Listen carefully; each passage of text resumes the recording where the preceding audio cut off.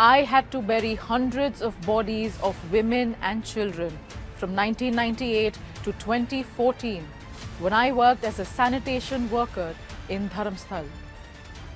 These are not my words, but a small part of a shocking statement made by a whistleblower in southern India state of Karnataka.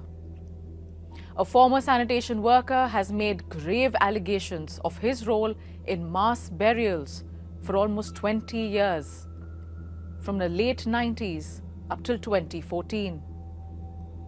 The story is still unfolding, and as more information is revealed, it sends chills down your spine. And at the center of the latest twist in a years-old controversy is the temple complex of Dharmasthala. The sanitation workers' allegations surfaced almost 2 months ago, but they only gained public traction and came under media scrutiny on July 11th, when the whistleblower in question gave his testimony in court. The ex-sanitation worker appeared before the magistrate with a human skeleton in his hands. According to his statement, there were unmarked sites under which lay buried the remains of many women and children. He further alleged that the bodies he buried had marks of sexual assault and violence. He went on to describe that remains of several women also showed that they had been disfigured in acid attacks. Now, the whistleblower, whose identity as a witness has been protected by court, also said that he was threatened by unnamed individuals if he refused to dig graves and dispose the bodies. The protected witness quit his job as a sanitation worker back in 2014. He claims to have quit after his own relatives were sexually assaulted, and he claims that it was done by people associated with the temple. The harrowing testimony has since set in motion a flurry of legal activity, investigation, and public outcry.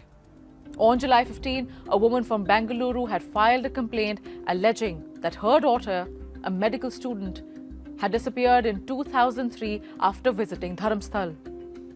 Several groups and activists renewed their demand for judicial oversight and a special investigation team to probe the case. Amid growing calls, the state government of Karnataka created a special investigation team on July 19th to probe all the instances of unnatural deaths, disappearances, and sexual assault cases that have been linked to Dharmasthala. After weeks of silence on the matter, Sri Kshetra Dharmasthala issued a statement on July 20th in support of a fair SIT investigation into all the accusations.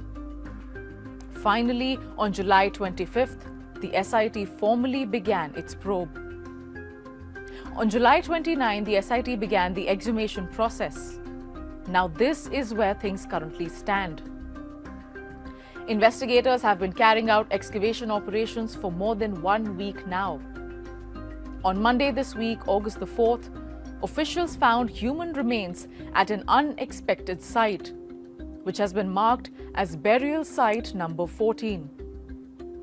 According to reports, approximately 114 bones were recovered from this surprise site. They have been sent for medical examination to determine the age, sex, and other information key to identifying these victims. Reports also say that authorities found a red sari on this spot. Now, the discovery of such a large number of bones has added a new layer and twist to the case. In a different excavation burial site, number 11, officials did not find any bones there. But the unidentified whistleblower who was present at the site then led them to a nearby location where they have found several bones and also a human skull. The probe is still on. One man's harrowing testimony has opened up a Pandora's box of abandoned investigations and unresolved cases for hundreds of women from or in Dharmasthala who have reportedly gone missing or mysteriously found dead in a period of 20 years. The mass burial case has been termed as one of the largest forensic investigations in Karnataka's history. As probe continues and more details come out, the SIT has urged citizens who had earlier filed complaints or shared relevant information to keep cooperating with the agencies. Officials noted that recovering as many remains as possible is critical to the ongoing inquiry.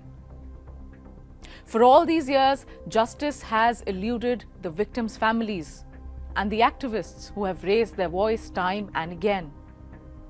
And so it begs the question, were there stronger forces at play?